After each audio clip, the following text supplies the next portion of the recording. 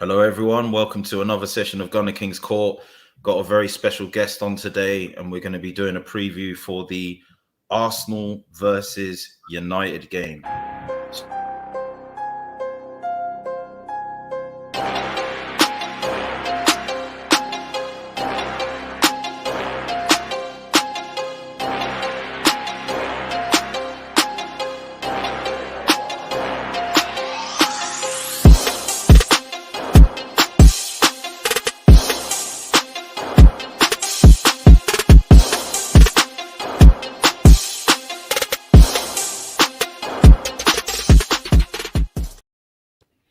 Hello, welcome to another session of GunnerKing's Court.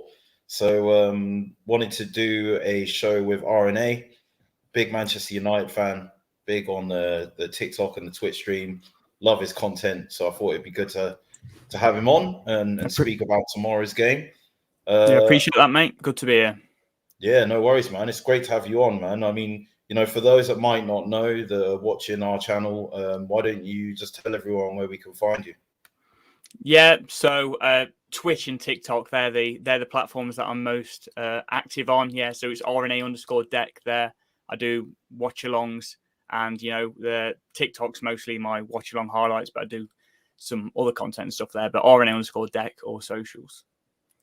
Nice, yeah, man, and yeah, it's really good to have you on.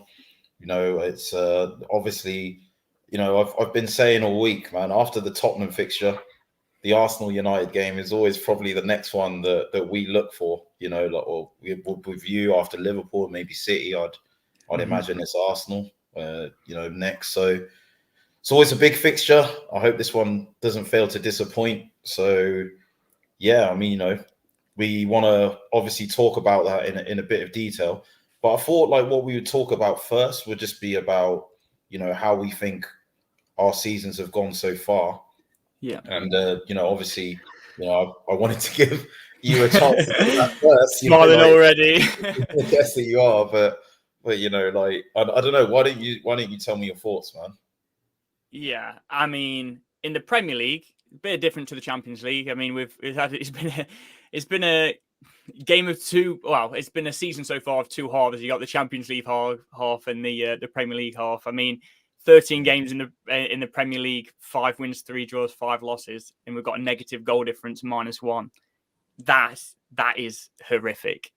And I mean, we'll come to the appointment of the new manager, but Ollie was rightly sacked. I mean, in fact, it was way too late. I agree. I mean, I've been Ollie in until I thought he was doing a great job until the start of this season. I thought he was doing a fantastic job.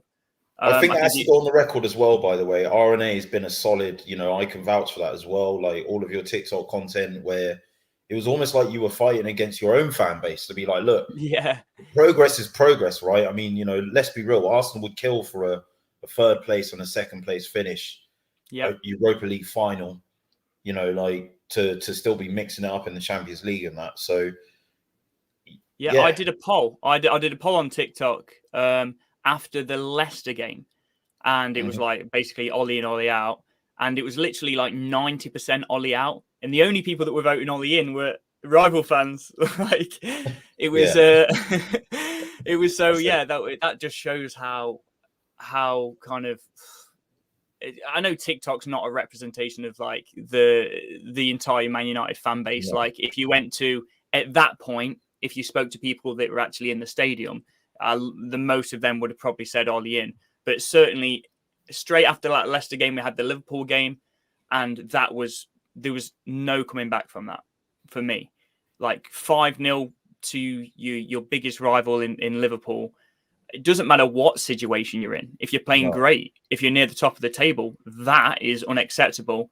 When you tie that in with just how awfully we've been playing this season, that's just like, the icing on the cake in terms of how awful it's been. And then we followed that up with the City result, which was, I was there at Old Trafford, and it was honestly it was horrendous. That was equally as bad as the Liverpool result. Watching that game, right? watching that game, honestly, from an outsider looking in, like even though the Liverpool scoreline was higher, I think the manner, like the way in which City controlled that game was a lot more. It's not like they took the foot off the gas like maybe Liverpool might have in the later stages. They just didn't let you anywhere near the ball. Like, and I know that's not really a slight on United, because I think they did a similar thing to Chelsea when they went to the bridge. I mean, it wasn't quite the dominance. It looked like we were down to 9 men. Literally, it was that dominant, which is insane. It's more the fact that they're your rivals, you know, like to put up that sort of display, it just makes it a lot harder to wear, doesn't it? Like, you know, I think, you know, they're the games you want to lose the least. And, you know, I think. And it's back to back as well. I mean, we didn't even have time to recover before the next just domination. So, I mean, the writing was on the wall for Ollie. Obviously stays a legend of the club. But yeah, and that's been our season so far, really. I guess the Champions League has been. It started off awfully. We lost to Young Boys in the first match, and we thought, oh, here we go again. Not going to get out of the group. But then obviously we put in some. Well, Ronaldo's put in some big performances in the Champions League. Well, yeah. Mr. Inevitable in that competition, man. Exactly, and we've managed to. Well, it looks like we're going to top the group. We've got to. In fact, I'm not even sure if we. I don't think we finished first or automatically, but we're already through. I think you need a point or something to finish first. Yeah, but we have already qualified. So I mean, it was going great in that competition. So I mean, but I do think it was time for another manager to go to come in. And I guess we'll get onto that. But yeah, the season as a whole has been like unacceptable for Man United, especially considering the transfer window that we did have. I mean, we got second last season. I was very, fairly conservative in terms of my expectations. I just wanted to see improvement again. So realistically, last season we didn't have a title challenge as such. It was like 7 or 8 games to go. We were pretty much out of it. So even though we were second, there was no title challenge. I wanted to have a title challenge where 5 games to go, you're still in with a shout. So that was my improvement. I wasn't like, okay, we need to win the league. But I wanted to see improvement yet again. And that's the only thing that I was looking for. Because Ollie had improved up until this season, year upon year upon year. I thought, okay, we go again. We've had you've been backed in the summer. Now's make or break season. And obviously it has been break. We've kind of regressed, even with the amazing signings that we've had. And yeah, it's been unacceptable. When you have a look at the teams that are above us, I mean, you got Brighton in 7th position, you got Wolves above us in 6th, you got yourselves above us, but obviously you're that is, well, it's still unacceptable for you guys to be above us. It has to be when you consider the squads like relative to each other, I think, it definitely does, but I actually think as well, Ollie has to take a lot of responsibility, but I think the good thing, and then we're obviously going to get to Ragnick in a minute and what he changes, I think the recruitment, I think with midfield, particularly like the deeper part, the central part, I don't think Fred or McTominay in themselves are bad players. When you watch McTominay play for Scotland with Hanley next to him, with Gilmore in there with him, someone like that, and there is a clear established hierarchy of who is going where, who's sitting in deep when the other goes, whether they are given the freedom to do that in tandem. He plays a lot better, in the Euros, against England, he was very good. I thought in the final of the Europa League against Villarreal, he's probably your best player. And Fred, it's the same thing, look, Copa America, you see Casemiro next to him, you see the difference, in the player, so they're deployed differently. I just think together they don't work. But I think if either one of them was given the right profile of midfielder to work with, they could work very well in that midfield. And I've often said, and I've like, from my outsider perspective looking in, I've often felt if you get that part right, it unlocks so many other players that play in front of that player. You know, suddenly there's balance in how you go forward, which works better for Sancho, Rashford, Martial, Pogba, Bruno, whoever it is. Cavani, if he's right at the top of the tree, it works better for all of them because it makes you more fluid, you know, more potent going forward. It's not just about what it does for your defense. It kind of, it seems defense and attack together as well. I obviously look. I think, you know, how involved was Ollie in the decision process to maybe not look at that area or to see it as less important or not at all? That, I think that's another question to look at, and I think with Rangnick coming in, I don't think that's going to happen a lot in the future with United. Yeah, that's it. With Ollie, like if you would have asked any United fan on the street, right, going into that transfer window, they would have probably said two priorities really. There's, you know, a kind of a specialist CDM and a centre back. We got one of those, but for me, that was number one priority. The actual DM, like, and then because I mean we had Tuanzebe, who's obviously gone on loan to Villa, hasn't done great there, to be honest. But we have seen what he can do. I mean, we've seen him up against like Mbappe, pocket Mbappe against when he played against PSG. We've got Eric Bailly, who is a very good player on his day. He's just injury prone. So we Lindelof and Maguire, you know, wasn't working. We needed to break that partnership up. So that's why it was still a priority. But there were other players there. But a DM, it's not at the club. We've got Matic in there, prime Matic. That's who we need. We need a prime Matic. Unfortunately, you just need a regen of Matic. Like, that is literally it. Just a Matic regen. You know, I think would be perfect. And I expect you to go into that in January. You know what? Let's talk about Rangnick now, actually, before we move on to Arsenal, because I think, just to tie it all together, just to give you my thoughts. You know, I think, you know, obviously I know what he's done as a coach. You know, working with Hoffenheim and you know, sort of coming up and you know, changing his role, working, I guess more like, you know, in sporting direction or technical direction, helping people work on not just who they're buying, but how they go about the whole process of from the grassroots scouting dossier and that mission right to when they're signing on the dotted line. You know, like building out the backroom setup to do that. The infrastructure, isn't it? It's the infrastructure, but what it's based on is a solid ethos. Like, this is how we're going to play. So our coaching setup is going to reflect how we play. Our sporting direction, our scouting, you know, everything involved in recruitment is going to have the same image that it's molded in. That, for me, if I was a United fan, that part of bringing him in would excite me more than this interim period where he's going to be your manager. You know, I think he will do well as your coach, and he will lay the foundations of, this is how we're going to play. You know, this is how we're going to set up to play. These are going to be everyone's roles and responsibilities.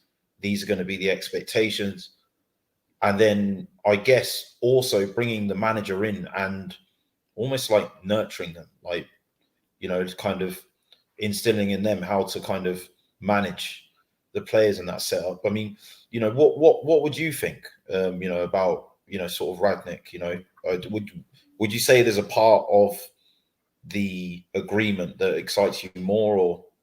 Yeah, I'd agree with you. Actually, kind of the going upstairs, working on. I mean, we've had to deal with Ed Woodward as CEO making the football decisions when he doesn't know anything about it.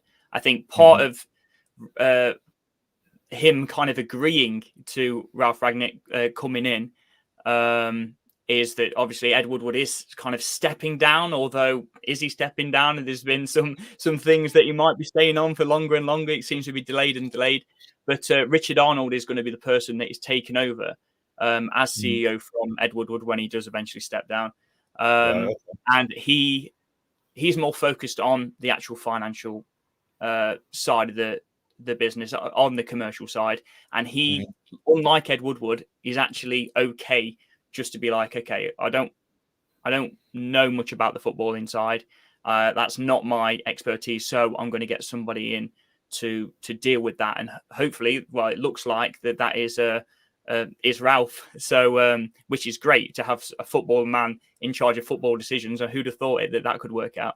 So yeah, it's so it is good to have him in, give us direction.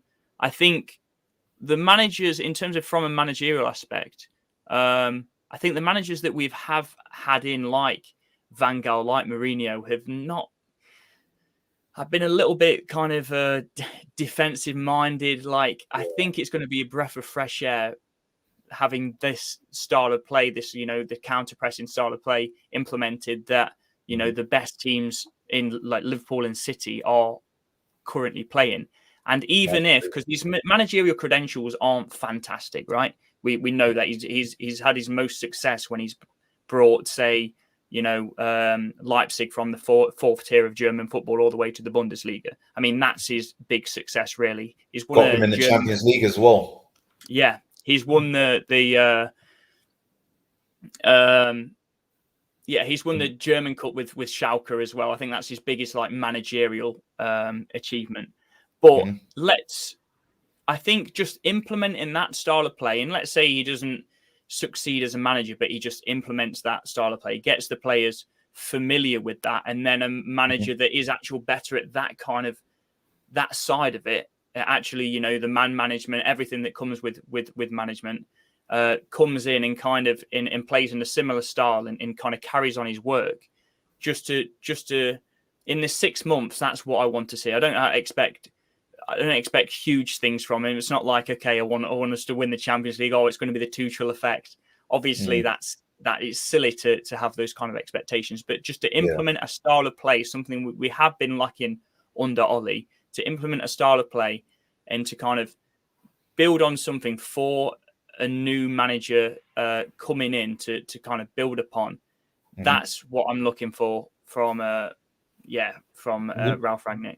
So would you say, with that in mind, would you say that affects what sort of expectations you've got for league position and where the Champions League finishes? Because it's interesting. I speak to some people, and like you always strike me as a bit more of a realist. If it was me, I would think that the expectations for what you might have had at the beginning of the season would have to change, and be realistic to where Rangnick is starting.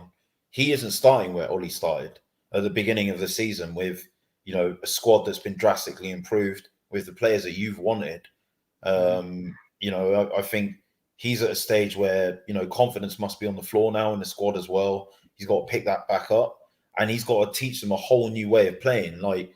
And I think what people start to realize about Arsenal, I mean, look, if we talk about back-to-back 8 finishes and we just speak about that in isolation with Arteta, I think what it doesn't really do is take into consideration what squad he inherited, what stage they were at, in terms of what needed to happen to it, what sort of style of play you wanted to play, and what players at the club could actually play it. If they're not, how do we get those players? How do we set up to kind of get those players in the future? As I said, how do we make the coaching and the scouting and everything kind of mirror a big idea of this is how we as a football club are going to play football? And that means we need to be able to get these kinds of players. This is how we get them. Okay, we're going to get younger players, so this is how we're going to coach and develop them. And I think there needs to be a bit of realism there, surely, with United as well. I think it's more than the manager that's changing. It's everything else that goes with it. Yeah. So in terms of my expectations, obviously, like I said at the start of the season, it was a title challenge. Now, I mean, he's been given a severe handicap to that. So obviously, I can't expect that now. Again, I want to see more so than league position, because I think at the start when Klopp came in, you see some of the awful results that they were having, and it was like, why? And there was criticism like, why does he persist on playing this way? Like Yeah. when they would get absolutely spanked. Yeah, they would get absolutely. Yeah, they'll get absolutely spanked and like concede like 5 goals or something. It's like, why is he not doing some game management and just, you know, sitting back for this game? Say they were playing well against like someone like United back when, you know, when we were good, or a City or whoever, and they would get absolutely spanked. It was like, oh, why is he not doing game management? Why is he not taking like each game as it comes and like kind of adapting it? It's because he wanted to ingrain the style of play, and not just into the first team, because you see Liverpool playing the cup and they do like an entirely different team, and they haven't got a massive squad, not like a City or a Chelsea, and like their reserves understand the ethos of the club and the way that they play. That's what I want to see from United. I know that can't be built in a season, but I want to see the little I want to see that kind of being implemented, and you can see that going forward. In terms of what I would hope that we do achieve, I mean, top 4 would be fantastic, because it is a step back if we go back to the Europa League. There's big question marks under whether, you know, players like Ronaldo, I honestly, I'd be surprised if it's not in his contract that if we get Europa League that he can't leave, because he's not a Europa League player, is he? Let's not be a spring honest. chicken anymore either. And obviously with what happened with Messi and the Ballon d'Or and his personal ambitions.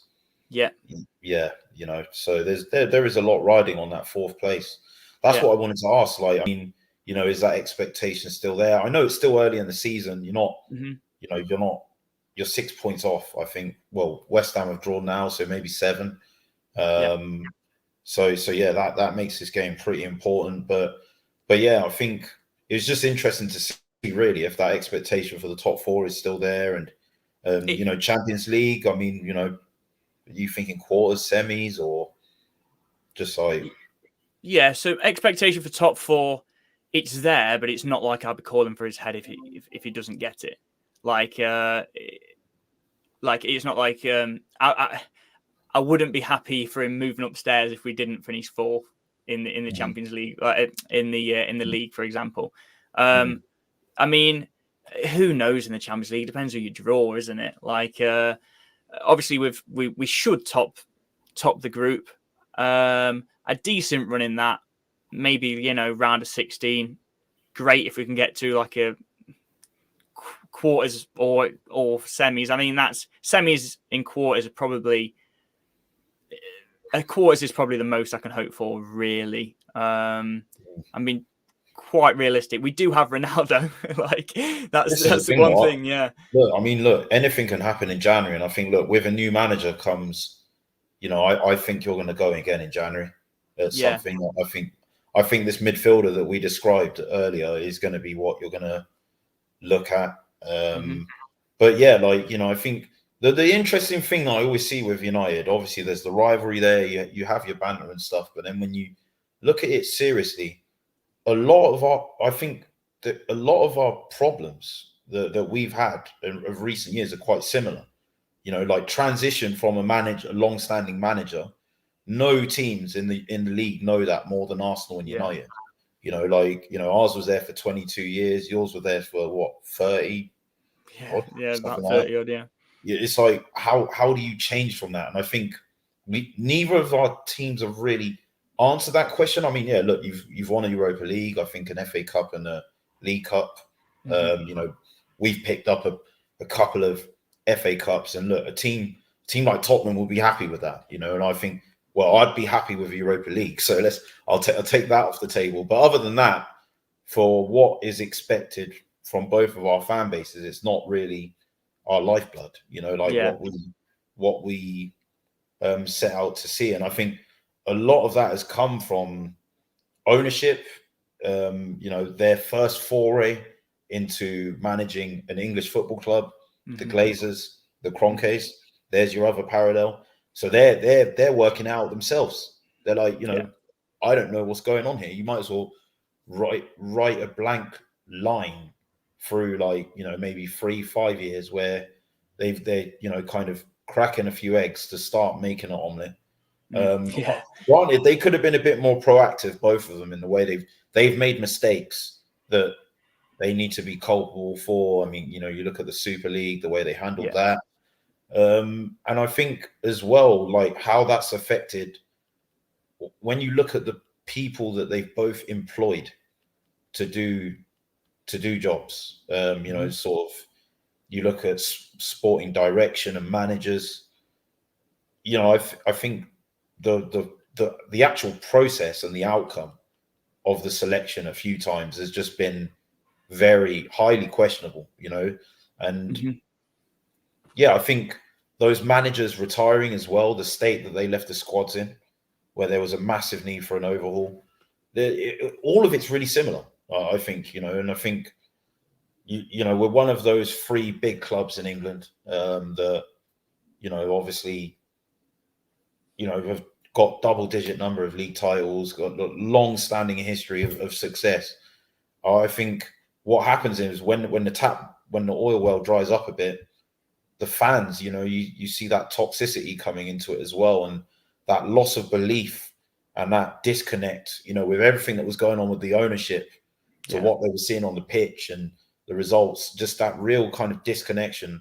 It's not necessarily always been on the same timeline, but you've seen hallmarks of it in both of our fan bases, like the whole story, like sometimes I hear United fans and it's like, you might as well be talking about Arsenal, and vice versa when and I think that's what I find interesting, and I think in the summer we started to go the right way about, look, we're bringing in this Richard Garlick guy. He's handling contracts so people don't walk out the door. Yeah, that's been a huge thing at Arsenal, isn't it? Yeah, it's been like, massive when you consider the players that have left. We're the opposite way. We give contracts to players that should leave the club. I mean, Phil Jones is still at the club. Like he hasn't played in like 2 years. Juan Mata given a new contract. Like Jesse Lingard just been, I don't know what's like. We clearly should have sold him last like in the summer. Now he's just sat at the club, probably going to leave on a free. Like Paul Pogba gonna leave on a free as well, which is the same problem as what is what you guys were having. So we seem to like the players that are actually worth signing a new contract. We can't. We seem to leave till last minute, and then okay, well it's too late now, because obviously for a player, if you can move and you're a decent player, if you move to a club without them having to pay a transfer fee, then you're going to get a big signing on bonus and that. Like, so I mean, so to leave those kind of contracts down to like last 6 months is crazy. But we've been a victim of that, or it looks like we're going to be a victim of that with a few players that are coming up. And we're just signing players on contracts that just they haven't warranted earning a new contract, because just to keep their transfer value, which if the players, nobody wants to sign Phil Jones anyway. Like nobody wants. We did the same with Xhaka as well, didn't we? I mean, Xhaka's at least plays some games for you. But yeah, it's horrific. And then you hear reports that these players are unhappy that they're not getting, like Mata. I heard a report that he was unhappy that he didn't get that. He's not getting that many minutes. It's like, well, what did you expect, mate? Like, look at the squad. You took the golden handshake, and obviously you got to take what comes with it. And I think Ollie made a good start of that as well. Ollie and Arteta, I think their first couple of seasons have been write-offs, where it's like, we need to get rid of this. Our wage bill is bloated. If we keep just adding players on top of it, and these players aren't leaving, then we're going to have an issue going forward, especially in the COVID impacted market where people weren't in the stadium. So, I think United and Arsenal, when you look at the past couple of windows, there's been a lot of outward movement to try and trim the squad down a bit, which I think we've both done okay at. I think we've both still got a lot of work to do, but it's interesting seeing I think how we've gone about it, I think the difference, what I would say to kind of go with Arsenal, and I think United could definitely adopt a lot from it, is looking to the youth a bit more. I think United and Arsenal have always had a history of, these are our academies. I think you got to go back to the 20s. Since there was a first team squad, United haven't had an academy product. Yeah, it's an amazing record, isn't it? It's so unprecedented. Like, one of my friends told me that at the start of this season. Mm-hmm. And it's like, well, look, you've got it there. Trust it. Use it. And I think not even these guys that we've bought, they're younger, but they've gone straight into our first team. And there's an upward ceiling there, like you never know. Like, if it might not work out with all of them, but the way that they're going at the moment is quite good, and I think with United, there was like, well, we're in the Champions League. We need to get Champions League players. And I guess that's a different kind of pressure. But yeah, I that's do going to be feel interesting. that maybe Ronaldo impacted you getting that midfielder. Potentially. And I think potentially. I think it's interesting with Rangnick coming in. He's so good at this, just unopened gems. But will he be allowed to do that? Because it's one thing doing that at RB Leipzig. It's another thing saying, okay, right, I know we spent 50 million on Aaron Wan-Bissaka, but there's this right back that is from a lower bottom of the table or near the bottom, Liga NOS. He looks really good, young lad coming through. I don't know whether he'll be allowed. Hopefully he is. Hopefully he's given the power to do so, because his role after is consultancy. Well, I don't know what that is. Is that hopefully that develops nearer the time when it gets near the end of that 6 months. Hopefully that becomes more clear as to what role, because a consultancy for me is, okay, I'll come to you and talk to you if I need advice, which has no power whatsoever. Ultimately, the decision doesn't lie with the consultant, does it? So hopefully that becomes more clearer. I don't think he would have accepted the contract terms if it was just a consultancy, as what I think of it. He would want as quite a consultant, a degree of control, wouldn't he, to make decisions?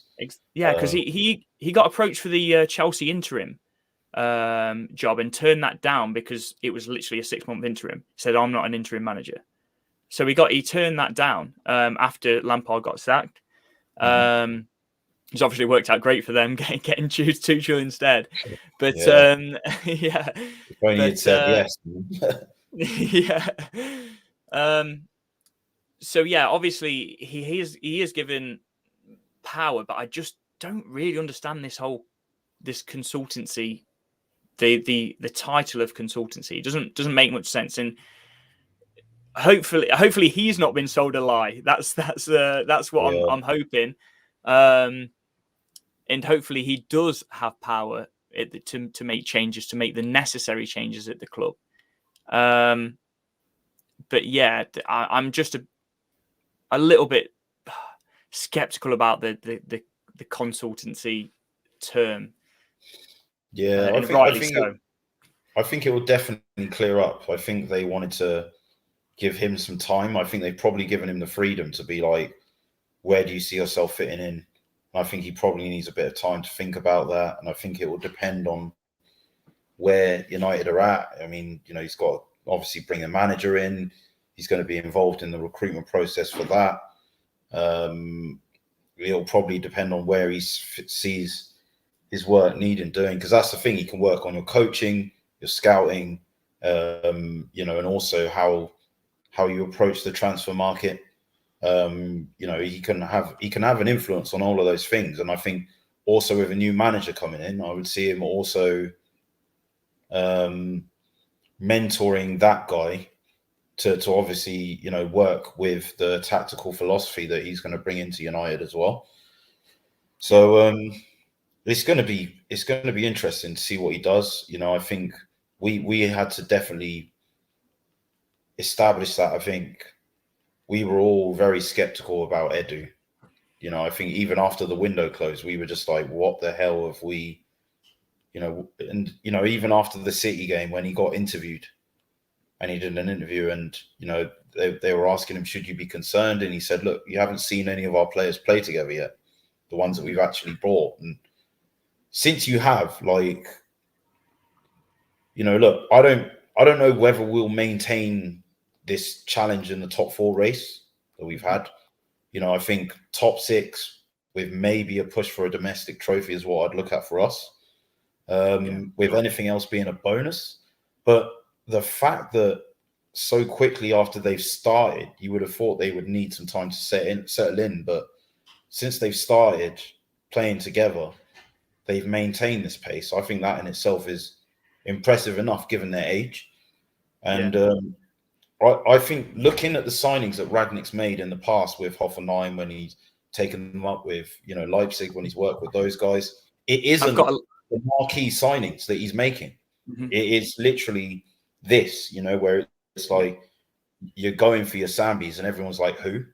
And then developing them, into either selling them on or keeping them, as I've actually got a list of Rangnick signings this is a starting 11 of Rangnick signings, and bear in mind that he's signing these when these players are almost nobodies. For example, Erling Haaland, he signed from Molde. It's incredible. So, I mean, he's got Neuer, Kimmich, Konate, Upamecano, Alaba, Sabitzer, Keita, Werner, Firmino, Mane, and Haaland. That's like a starting 11 of his signings, it is incredible, isn't it? Yeah. But and that's why I say I think it's going to be more about that work that he does. Yeah. I think that of the body of his work, that's his best work. That is. And United have signed some absolute superstars in recent years that just haven't been given game time. I mean, they've gone down the marquee route, and I feel it's not worked for you. You go all the way back to Depay and Di Maria, even to now, and you look at all of the signings in between there. I think that's what this is symbolic of a changing, where it's like, you know what? We have signed Amad Diallo and Palestri in recent years. It's just the issue hasn't been in the last couple of years, and we've seen there be a slight change. I think it wasn't last summer; it was the summer before that, where there was this this slight change in bringing in Amad Diallo, bringing in Palestri, but they just haven't been given the game time. I think Amad Diallo scored a goal against AC Milan in the Europa, and then I saw a goal he scored the other day, in your youth setup. in the youth team. He's incredible. Well, we haven't seen enough of in the first team, but at Atalanta, he wasn't given game time because he wanted a move away, so he wasn't given that much game time. He's come to United and he's had a little bit of injury setbacks, but still he should definitely be given more game time, especially because all wingers haven't been Greenwood's gone through a run of games just being completely off form. Sancho is playing great now, but he's been gone for a period of off form. And you throw in somebody like Amad Diallo, especially during a period where we're playing poor football, massive lift to the fans. I mean, seeing Amad Diallo's name on the team sheet, I mean, that will just raise the atmosphere in the stadium, seeing his name on the team sheet. And India obviously is a quality player with potential. So hopefully those kind of players, signing the next superstar would be great, but also as well as maybe still looking at as well as looking at ready-made kind of talent. But I think I go back to the class of '92, and I look at players after that. I think I remember watching Rashford's debut. Rooney's debut when he came in as one of the best up and coming young players when you bought him, just announces his arrival with a Champions League debut goal, most goals for England, most for United, I believe, I think at that time when you look at the players you were bringing in with Rooney to support him, it was like you were doing both, you were still bringing in your Tevez's, your Berbatovs, that are a bit more developed, but you're still, I just think you need to go back to that a bit. Mm-hmm. And I think the development of talent coming through from the academy as well. I think it's easy to come into a squad that's winning titles and just have that one little change in there. You know, Tom Cleverley looked fantastic under Sir Alex. And there was I think I remember like the debate. I mean, Jack Wilshere was emerging at the same time, and there was a debate, who's going to be like the next, who's a bigger talent? Is it Jack Wilshere or Tom Cleverley? And obviously he's had an all right career, but it's not been the career that you thought he could have under Sir Alex. Like you thought he was just going to be another United great, and he would just step into the shoes of like Michael Carrick when he retired. But yeah, hopefully we see more of that under Ralph Rangnick, giving the youth that are already there an opportunity, because we have got good talent emerging, and also the signings. That's it. Yeah, I think you made some good signings. I think you've got the academy, the training facilities, you've got everything there. I think we just got to see what happens in January. This game, I think, is massive, in terms of like the top 4 race. I think I didn't really expect us to be in it, and I still don't expect us to be in it. But I think not just looking at you, like looking at Tottenham and Leicester, looking at their start of the season as well, and where we are. West Ham dropping points again today. West Ham competing in Europe, and probably having a squad that's probably too small to stretch over 4 competitions. I think it's a great opportunity to get top 4, and I think maybe we need to do something in January to make, I think when I look to when you signed Bruno and the impact that he had from January onwards. You look at Lingard going West Ham last season, Willock going Newcastle last season, that sort of impact. Can we bring someone in that can do that? It's a big question. But I mean, a win for us would put us 8 points ahead of you. Yeah. That's a lot. I think, would you say Rangnick's not in charge for that? I mean, we've still got Carrick, who, he's done all right in these last 2 games. And the last game was kind of strange. It seemed like an audition as such for like, Rangnick, keep me on. Because although we were very defensive against Chelsea for long periods of time, like it seemed like in the first 10 seconds that Chelsea did get the ball, we tried to press them. And then if they entered our half, then we would sit back, everyone camped behind the ball. But those initial, especially when their back line had it, we were pressing them. And then, I mean, it led to both, Mendy right at the very end, giving Fred the ball. Fred, I mean, all the passing lanes were cut off, really high up the pitch at 1-1 when you thought we would, sit back and take that, which we were very defensive. But like I say, it was more, we were defensive as soon as they crossed our halfway line, then we would sit back. But we were showing signs of that pressing. So like you said, maybe he's had a word that I think Sky Sports showed Darren Fletcher on the like in his earpiece with somebody.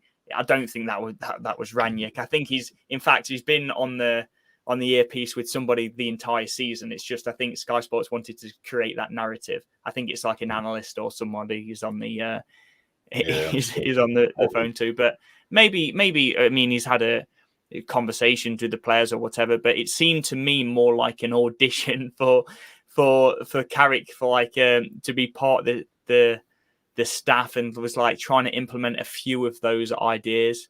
And that performance, I mean, I know we've discussed the season so far, but that performance, it was like one of those where if you get a result out of it, either a win or a draw, it's like tactical masterclass. If you lose 1-0, it's an embarrassment because they just, for how defensive we were when they did cross our half, it was like, so it's very, football's very polarizing. There's no really in between. But yeah. In terms of how you move on to how you see your chances tomorrow, I guess, what do you think your chances are? And I mean, do you have a prediction as well for like what sort of scoreline you think there'll be? Well, Arsenal have been our bogey team, even if we were playing well. I think we last won in 2019 in the FA Cup, and in the Premier League it was like 2018, which that's home or away. That's we've got a pretty awful record against you. I think it's the last 6 games, which for me, last 6 games, is it? Yeah, it's crazy because before that, and certainly in my childhood, it was always a very very difficult fixture, and not to say that those wins were easy, but there's a lot of consecutive games, obviously, but I don't think that really means anything now because look, Ollie's not there anymore. Mm-hmm. All of those games were under Ollie. And we might be seeing a bounce. We might see the players not necessarily a bounce because he got sacked because they weren't want to play him for him. More so a bounce in terms of, okay, a new manager's come in. I need to cement my place in the starting 11. So they're putting in that extra couple of percent that makes a big difference. So I think that's possibly what we are seeing in terms of it seems like the whole team's on the same wavelength.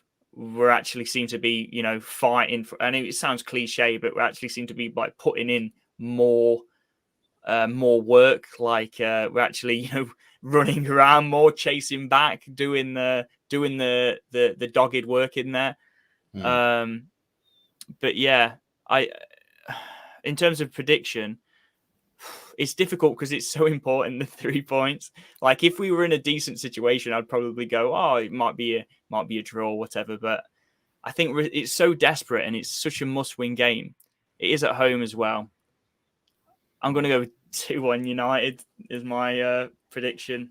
But I mean, that's hope more than basing it off form. I don't think a lot of. I think it is going to be only a goal that separates us. I've predicted 1-0.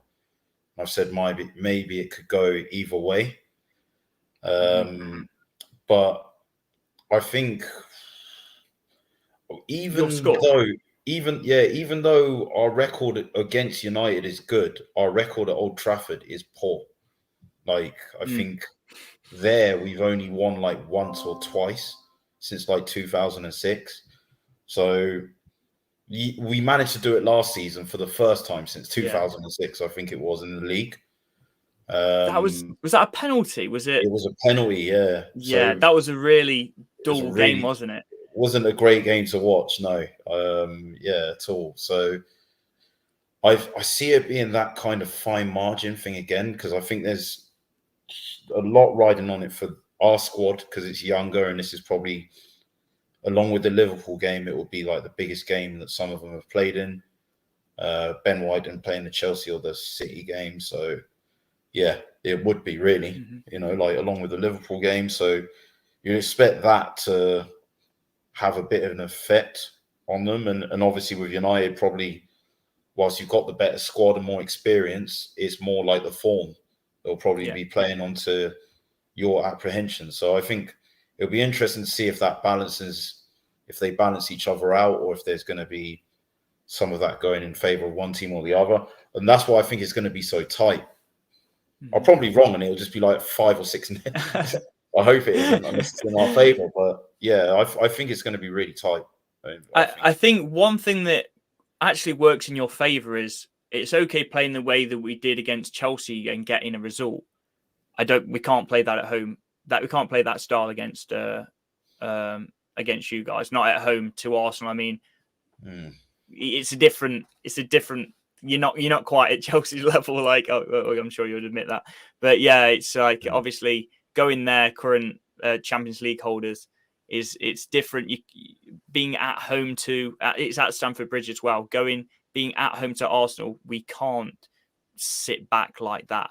And when we have tried to go forward, I'm sure, as Maguire is the captain, even though he's been awful, I'd love to see Eric Bailly alongside Lindelof again. I mean, we didn't concede from open play. It was a penalty, which was relatively harsh. It was very resolute defensive display. I would love to see that centre-back pairing again, because I think we conceded 12 goals in 3 games with Lindelof and Maguire. I think Leicester, Atalanta, and then Liverpool back to back. We know that doesn't work, but Maguire being captain, I think he'll go back into the squad. And with us having to attack more, I think we will be exposed on the counter attack. 100%, I think you'll score. I'm just hoping that we can score more goals. Well, I mean, scoring's been a bit of a problem for us, though. Like, I think, obviously, Ober's miss, a lot is being made about that. By all the fans and the media. And look, let's be honest, let's call a spade a spade. It was a bad miss, or he hit the post. The ball was coming at him at fast speed, but he should be putting those away. He's doing better than he was last season, Aubameyang, but I think he could be doing better. What's clear is he's not the striker of old. So yeah, I don't know. A lot of us don't share the confidence that we can score against you, but obviously I think, defensively, probably expected a bit more from United. Our defense has been very good. I think that's going to be interesting to see how that test works for them against if Ronaldo plays, or I think Sancho will play. He's picking up form now. He's got the pace and the trickery to get behind our fullbacks, in spite of how good their form's been. Rashford can do the same on the other side. An informed Martial would terrorize any fullbacks in the league, certainly those two. So, it'll be interesting to see if he gets minutes and what he does with them. Bruno as well, I think that's what I'm interested to see. We've been defending well against teams we shouldn't be conceding against, but obviously we didn't pass the test against Liverpool. Mm-hmm. Can we do that against United? And that's going to be a big question. But what I did want to do, I think you touched on there, sort of like our predicted lineups before we did a combined 11 and then wrapped up. But if you want to start, I guess, probably go through what formation and what players you either think they'll start, or if you want to do which ones you would start. There's only a few changes that I'll do from what I think to what I think will start to what I would do. So I think I can just say both. So obviously De Gea in goal without question. I think Luke Shaw is still concussed, so it will have to be Telles on at left back, which I think that favours you. I don't think he's great defensively. I would play Maguire alongside Lindelof. I would play Eric Bailly alongside Lindelof. I think we'll go with Maguire, as I said. Wan-Bissaka at right back, just because Delo, I think, is very sus defensively. Wan-Bissaka's having an awful season, but there's nobody else really. I think we're going to play. I think we obviously against Chelsea played with like three in midfield. We played with Matic, Fred, and McTominay. I think we're going to go back to kind of a holding two again, so a 4-2-3-1. I think it'll be McTominay and Fred. It will be.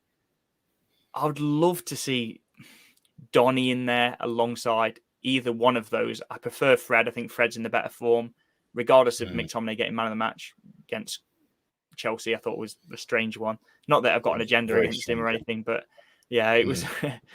But I would like to see Fred alongside Donny, but it won't happen. It will be McTominay and Fred. That's a given. On kind of the attacking four, on the left-hand side, I would love to see Jay Lings. I'd love to see Jesse Lingard getting a start. I think he's got a lot of energy. I think he'll be good under... It could be good under Rangnick. He's obviously got a lot of energy, can press really well. I'd love to see Lingard there, but I'm pretty sure he won't be. I think it'll be Rashford again, or even though he's been on poor form. Sancho on the right-hand side, again, probably our most informed player in the last two and a half games. I know it's a small sample size, but still. Bruno in the middle, and then Ronaldo up top. I think that's my that's the lineup. Nice, I mean, I think, it'll be interesting to see what he goes with. Will he play Ronaldo? I think that's $1 million question. I definitely think he had an influence on your setup. The Chelsea setup, a lot of it looked like 4-2-2, the 4-2-2 system that he used in some parts of the game as well. So I definitely think he's had conversations via video call with Carrick on what he wants them to be working on in training, how he wants them set up. Video technology's there. I think you could really see it, not just in the setup, like the way that you were pressing, particularly in the center of midfield. Because what Ragnick tends to do is, like, he wants to press the ball winner, the guy that's turning over possession. He doesn't want that person having time and space on the ball to give it to someone who's better on the ball to then pass the ball forward. His philosophy is geared around, if you nip the ball, if you nip it in the bud and you win the ball of him, or you force him into an error, which turns the possession over again, then theoretically you're starving the other team of the ball. And you could see them trying to do that. Fred and McTominay together, and Matic as well. I think that's why he played the three of them. With Matic's legs, having those two either side of him, with the legs to be able to help him do that. I think for our lineup, I definitely think the back five at the moment is picking itself. Well, I say that. I think the only selection headache really there is Tavares and Tierney. I mean, I think, is Tierney fit now? Do we bring him back for that game? Tavares did well, made a mistake, and I think had a bit of an underwhelming performance against Liverpool. Maybe that occasion got to him, which is fine in my eyes. Other fans think differently, but as far as I'm concerned, this is what you sign up for when you buy young players.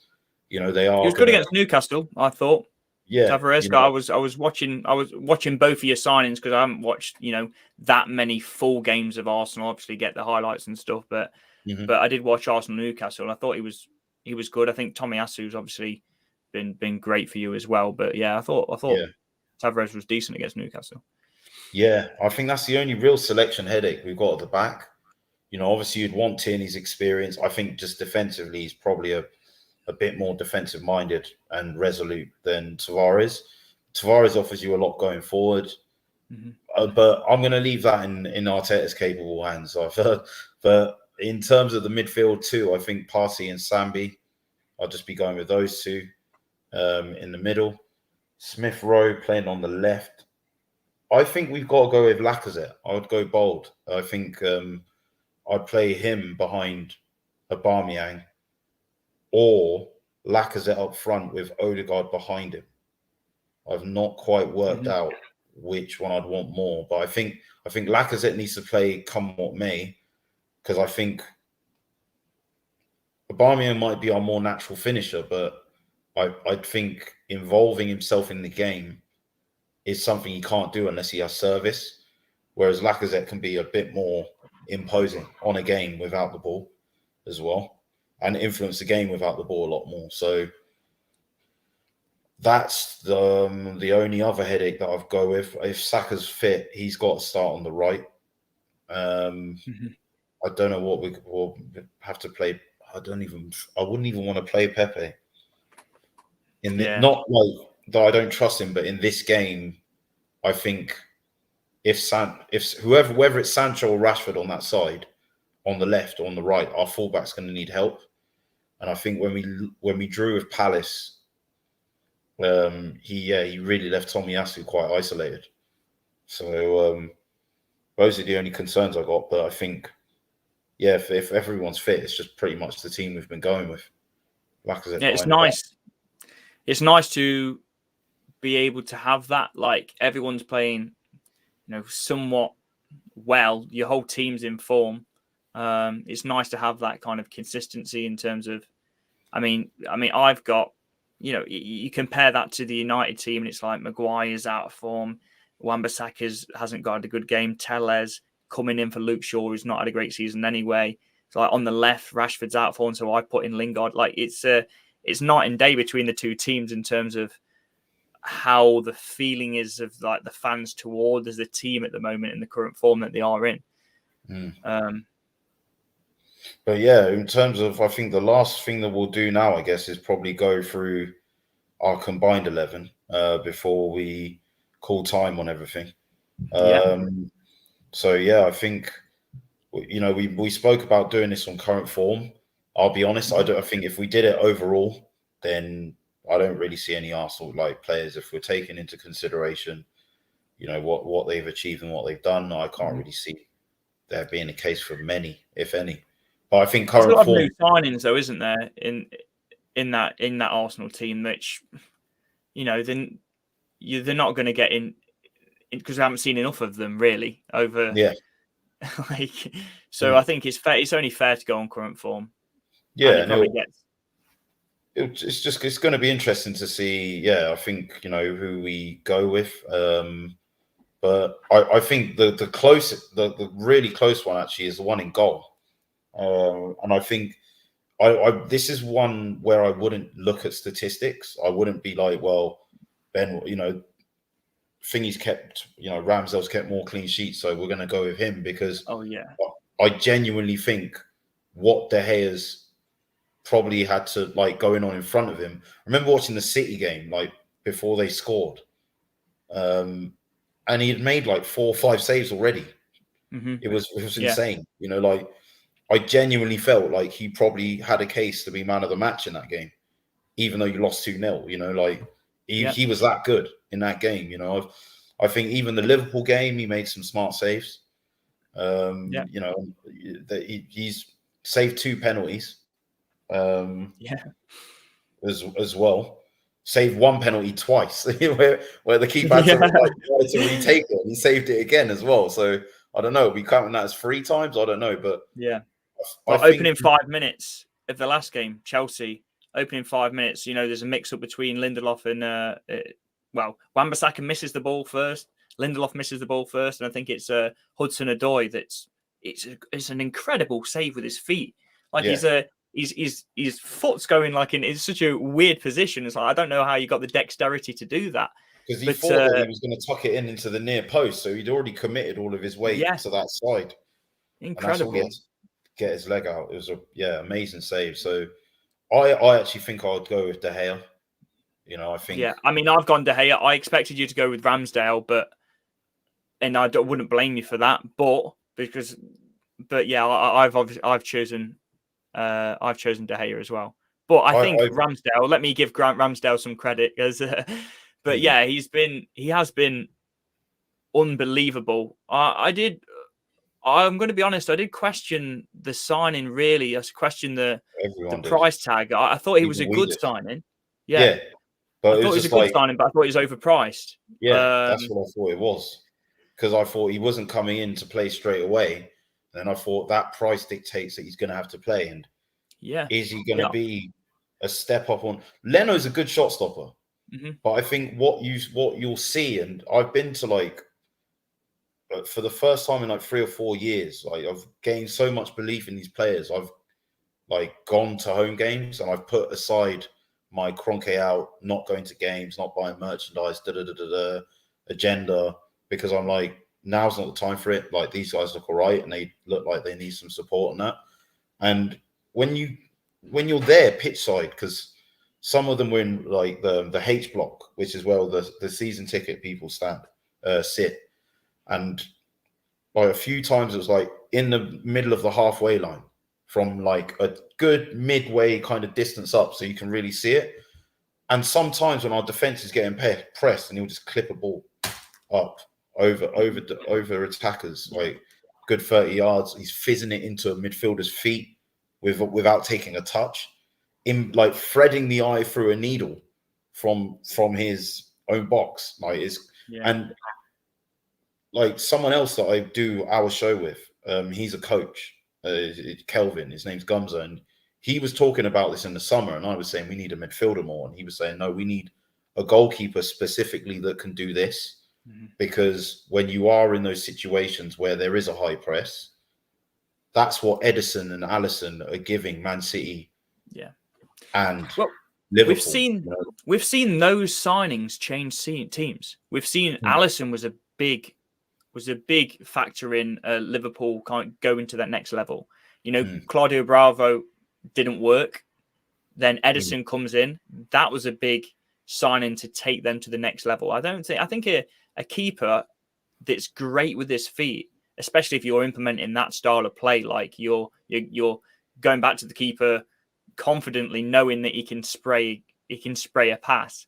Like basically having your keeper as like being able to have the attributes of like an outfield player is because they see the most of the pitch. So if they can spread, if they can play one of those, long diags or whatever, or even fizz one in, it's that is a great thing to have.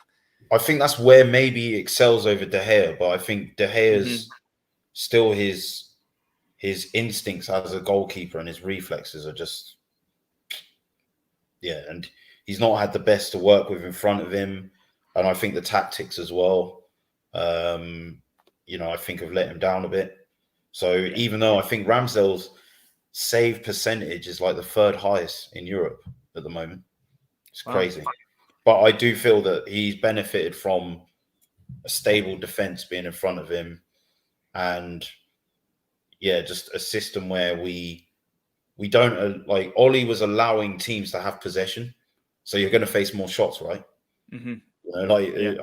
Arteta's style is keep the ball, even if it means passing it sideways, even if it means passing it backwards.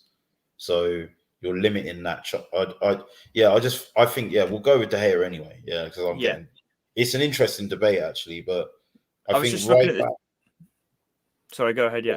No. What was you going to say before we moved on? I'm just looking at the table. Let's say De Gea, his conservative estimate is say 3 points is saved us. So that's conservative, to be honest. We'll be down in 14th place.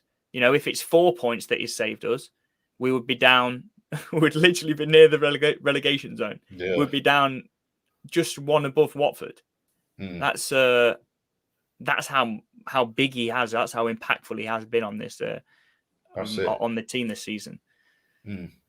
Right back, I don't know your thoughts. I feel like Tomiyasu has probably done enough, on the balance of play this season. I think Wan-Bissaka is the weird thing is I see improvements in him. I see a lack of consistency, but he has improved from when you first signed him. But I still think what's letting him down, where he's improved is going forward and getting involved in the play going forward. Like I feel like he's linking up with your wingers a bit better and your midfielders. Where I think he still has a problem is just his defensive positioning, like off the ball, from crosses, from set pieces. It's just that, I think Tomiyasu you can see is a natural centre back, just like the way he defends. I think he's good in one-on-ones. Maybe doesn't offer you a lot going forward, but in our system, Tierney goes forward anyway, and it tucks into being a free. So, I think Tomiyasu. I don't know what your thoughts would be out of those two, but I mean, I must say I haven't watched much of Tomiyasu. I've watched probably 2 or 3, probably full Arsenal games this season. And some of them, I don't think you'd even signed him yet. Was it towards the end of the transfer window you signed him, or it was near the end? He didn't play in any of our first 3 games. Yeah, I think he made his debut against Norwich. Yeah.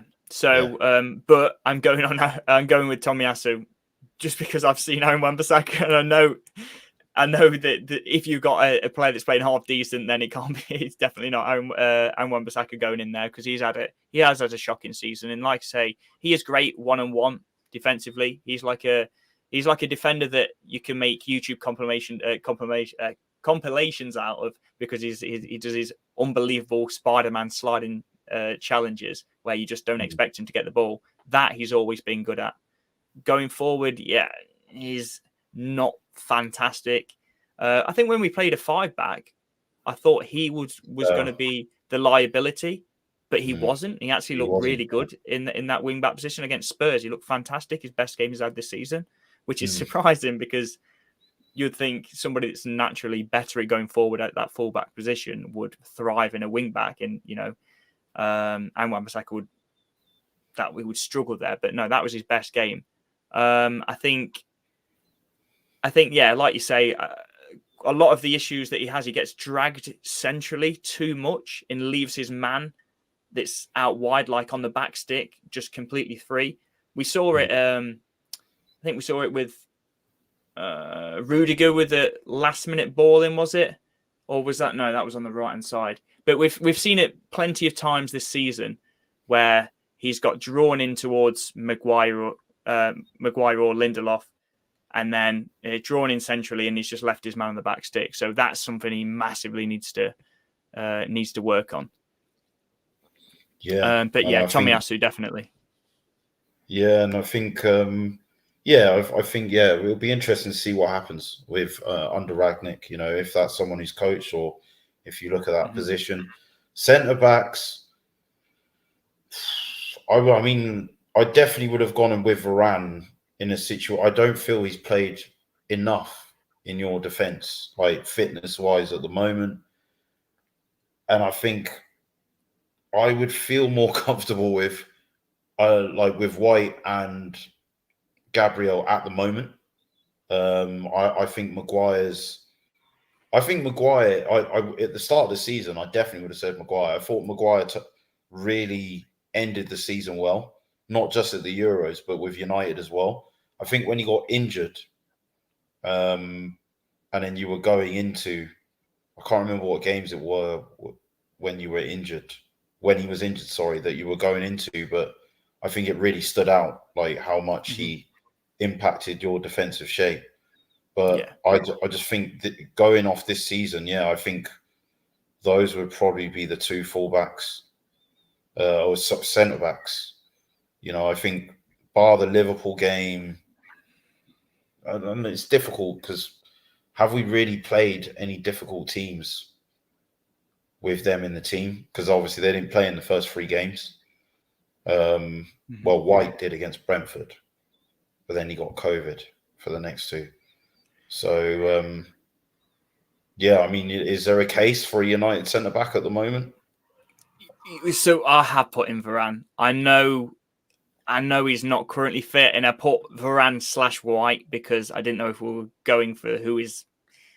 Yeah, he's ready to come back now. Varane, in the next week or so, he'll be back. But I think even though we haven't seen a huge amount from him, what I have seen as a United fan has been, you know, he's been very good when he's there. He's the standout player in that back line. I know it's a low bar, but he's the standout player every single time you see him. He's got that kind of aura about him. He kind of commands the ball. It's centre back, and his distribution's great. I think he's even gotten an assist in his first game. I think he did. Yeah. So I think. Yeah. I think Varane for me. Even though we haven't seen a massive amount of him, and I know we are going from form, but it's difficult for me to leave out Varane. I think let's go with Varane and Gabriel, because I think that's what I've got. Yeah, Varane and Gabriel, I think we'll go with as the centre backs, and then left back. This one's difficult because I actually think Tierney's not had a great start to the season, both in terms of form and his injury. Undoubtedly, off of the strength of how last season finished, it would have been Shaw very easily. I think his form last season was unbelievable. Probably the best season he's had of his life for both club and country. Yeah. Have we seen that Luke Shaw at the start of this season? No, he's been atrocious. Him and Harry Maguire on that left-hand side of United's defence has been atrocious.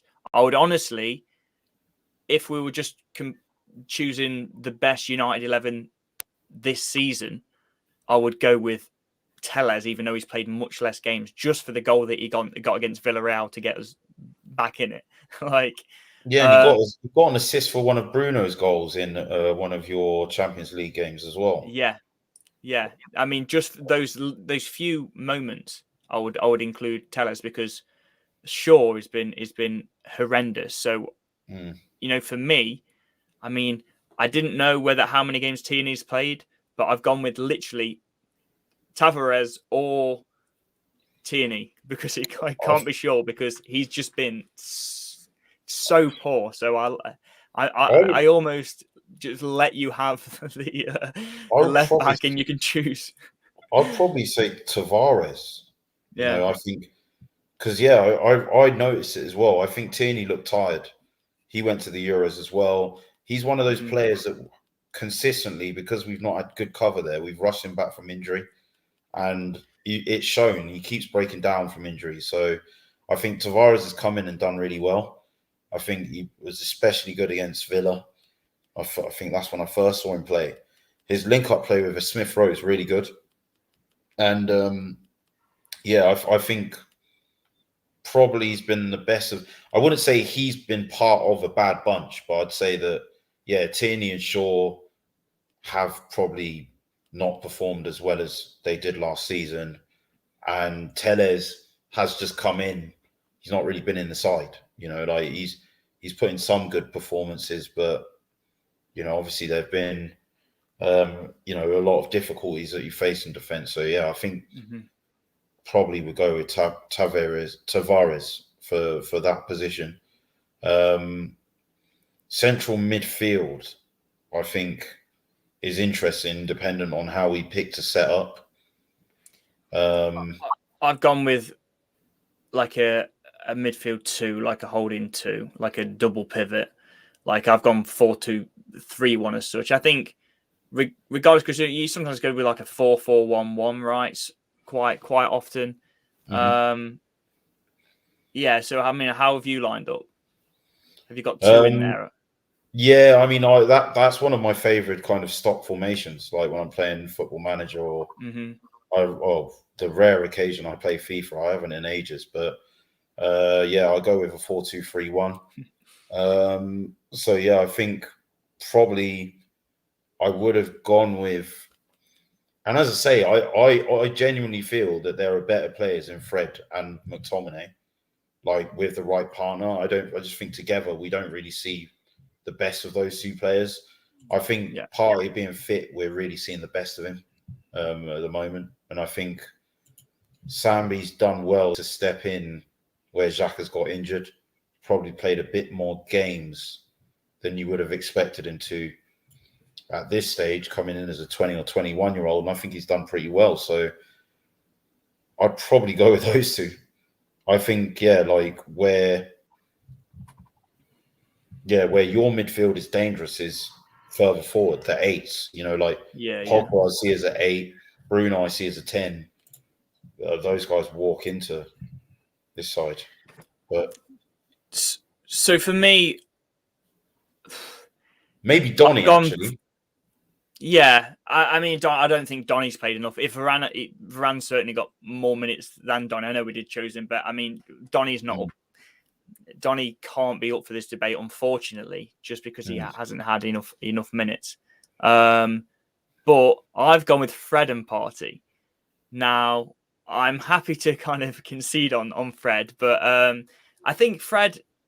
I really think, and he's been very good in the last few games. Freddie is been winning the ball back against, obviously, against Villarreal. He played a hand in both goals, winning the ball back. Against Chelsea, he was actually my man of the match, not McTominay's. No, he was mine as well. Him. So it's weird, even though like I think the decision making to shoot at the end was a bit rash, but look, you could see it in the moment that happens to the best of us. So I think overall, he was probably one of your best players. I mean, I could go with that, because I also think someone like Partey is someone that Fred needs to play with. Someone who he can just know is there with him, that in terms of like a tackle, in terms of, you know, sort of closing down, pressing, you know, he knows that he's got someone a bit more secure next to him that can do these things. So let's go with those two. Apparently, Donny's being looked at by us as well, but I think he'll play under Ragnick. But number 10, I think like it's got to be Bruno.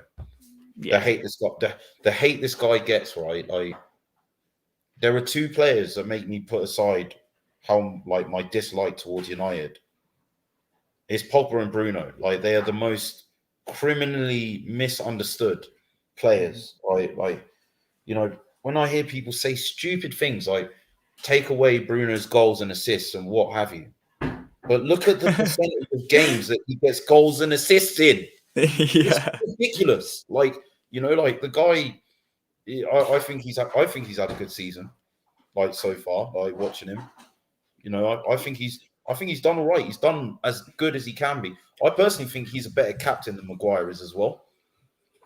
I'd still have him as your captain. Like I do agree. However, I think stripping somebody of the captain's armband midway through a season might cause more harm than good. But I do agree. If I was to pick a fresh, I know a new manager coming in, you could say you could start afresh, but still, I still think it's going to cause more problems than you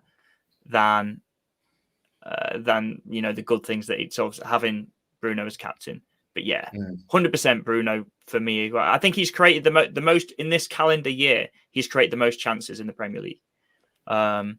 He's unbelievable, and to be honest, I think he is having a little bit worse season than what he had last season. However, he's still fantastic.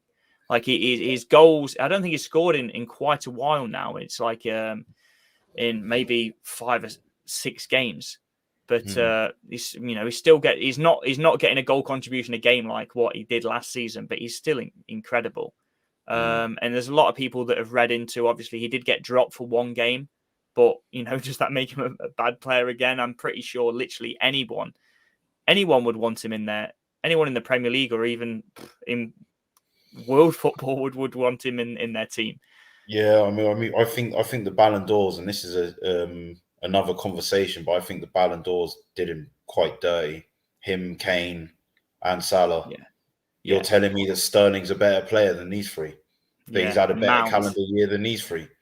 Yeah. Get the hell out of here! I'm not buying that. Like, just baffling. But yeah, he definitely goes in for me. Like, yeah, like no qualms. The next ones are difficult, like the left and the right, and I think up top definitely Ronaldo. Yeah. Like, definitely, it's got to be like. And dare I say, I actually think second would be Cavani. I'd prefer Cavani over, I think, Lacazette or Aubameyang. He's great whenever he plays for United. I don't think either of our strikers would either of our strikers really come into the conversation. I think for me, it's more like there's a few players that I'm looking at now: Smith Rowe, Saka, Pogba, and Ronaldo, and I think we've picked Fred and Partey and Bruno as a 10. So what is there? There's 3 spaces basically. So it's like I don't know. You've got left, right, and striker, ain't you? Huh? Left, right, left striker, wing, right wing, like yeah. But Pogba has been playing on the left. Obviously, he's got 7 assists this season. Got injured.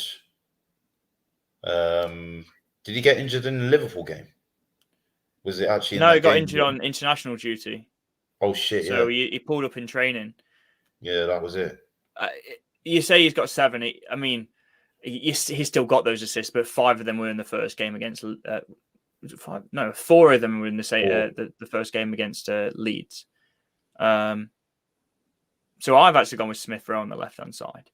Yeah, I think Smith Rowe. Yeah, definitely on the left. I think he's been unreal this season. And mate, believe it or not, that you know, you go through my TikTok videos, you look for him before the season. I've always felt that he's more talented than Saka.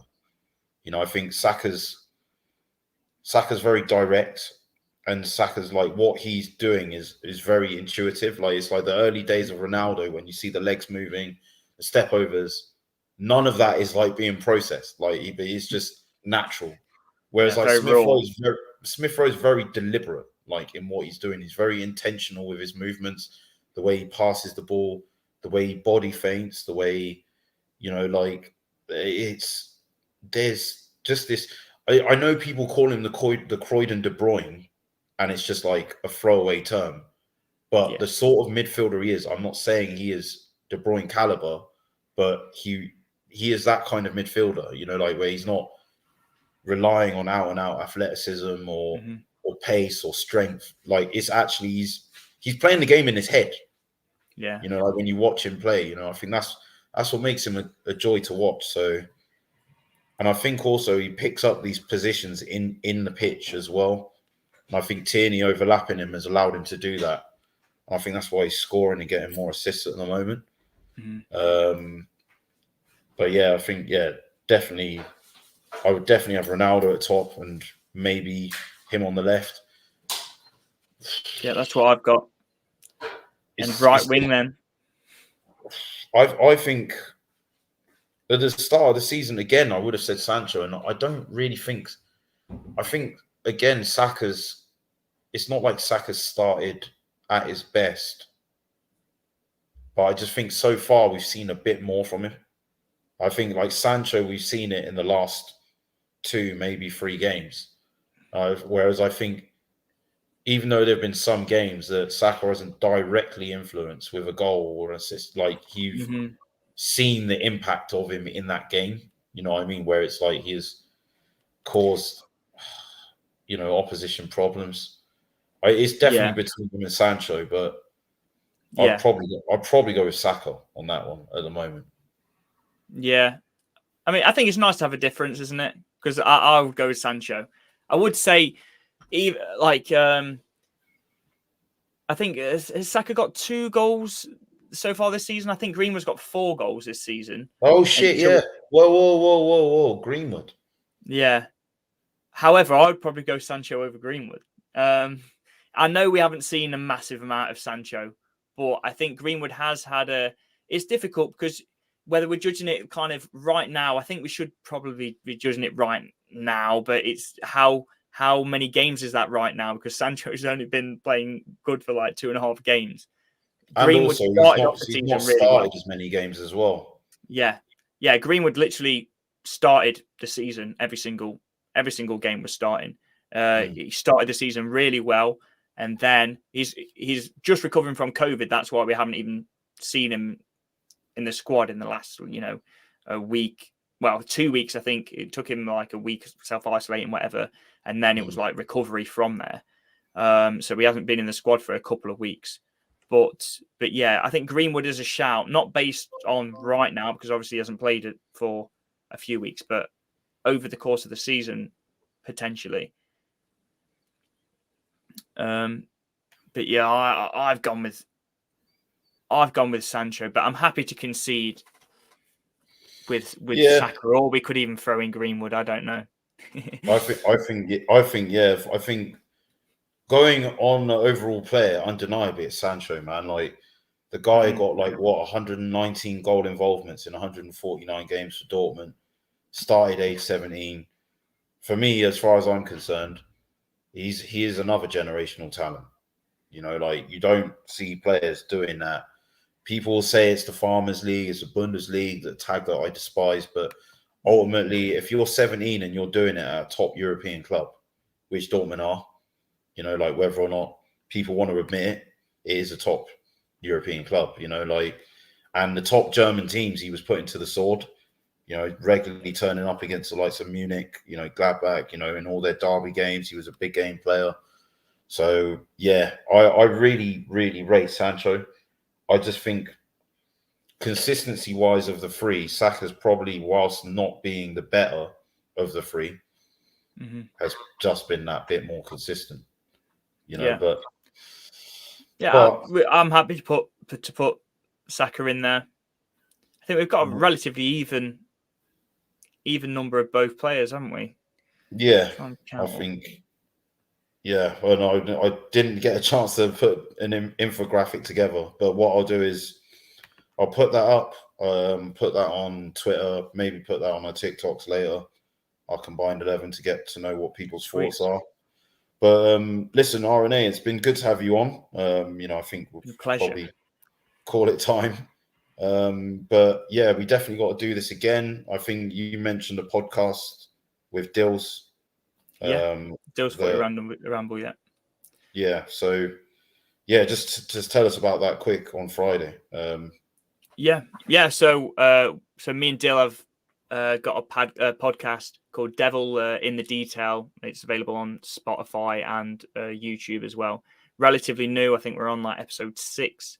But yeah, it's weekly. The days do change depending on when United play, but it is a United focused, and then we talk about other football topics as well. But yeah, we have some guests on. Hopefully, we'll have yourself on, Gunner King, to talk about the United thrashing Arsenal. And well, there's hope. There's hope. But yeah, I think the episode will probably be up on Saturday if we record it Friday for this week. Nice. Yeah, I'm looking forward to that, man. I'll definitely jump on that. But it's been great to have you on. We definitely got to do more stuff together in the future, and I think we definitely need to speak about that as well. But guys, make sure to follow RNA as well on Twitch, on TikTok. We should have put the links, I believe, in the bio section of this video. And thanks for joining us. And yeah, if you haven't obviously already, and this is your first time watching, subscribe. And yeah, we'll catch you up very soon. Take it easy, guys. Bye. We are Arsenal. We love Arsenal. Oh yes. We are Arsenal. No mercy. We're Arsenal.